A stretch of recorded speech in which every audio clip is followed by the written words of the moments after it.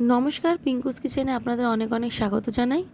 আজকে আমার রেসিপি হলো মাছের কালিয়া। এটি বানাতে আমাদের লাগবে কুচনো পেঁয়াজ, আদা রসুন পেস্ট, টমেটো পিউরি, ধনেপাতা, কাঁচা লঙ্কা। ফোড়নে লাগবে তেজপাতা, গোটা গরম মশলা। মশলা লাগবে জিরে গুঁড়ো, ধনে গুঁড়ো, হলুদ গুঁড়ো, কাশ্মীরি লঙ্কা গুঁড়ো, নুন আর মিষ্টি। এরপর কড়াইতে সর্ষের তেল গরম করে আমরা একটু সামান্য তেলের মধ্যে নুন ছিটিয়ে দিয়েছি। তার কারণ হচ্ছে মাছ ভাজার সময় যাতে মাছের তেলটি গায়ে না ছিটে আসে। এরপর আমরা একে একে মাছগুলো লাল লাল করে ভেজে নেব। মাছগুলো ভাজা হয়ে গেলে আমরা একটি আলাদা পাত্রে মাছগুলো তুলে রেখে দেবো। এরপর ওই মাছ ভাজা তেলেই আমরা ফোড়ন দিয়ে দেবো তেজপাতা আর গোটা গরম মশলা।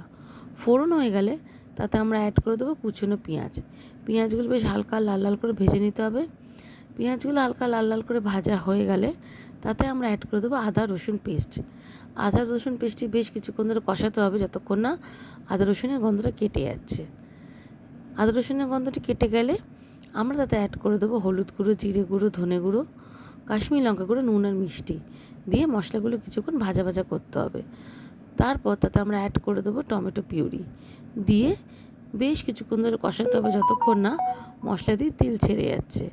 যখন মশলায় তেল ছেড়ে যাবে আমরা তাতে দিয়ে দেবো সামান্য গুঁড়ো গরম মশলা দিয়ে বেশ কিছুক্ষণ নাড়িয়ে চাড়িয়ে আমরা তাতে জল অ্যাড করে দেবো।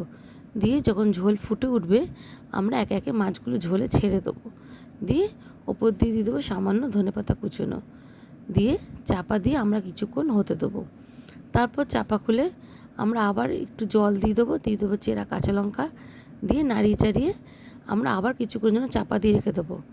এরপর চাপা খুলে আমরা দিয়ে দেবো ওপর থেকে ধনেপাতা কুচোনো আর 1 চামচ ঘি দিয়ে একটু ফুটিয়ে নামিয়ে দিলেই রেডি আজকে আমার রেসিপি মাছের কালিয়া। এটি ভাত দিয়ে খেতে খুবই ভালো লাগে।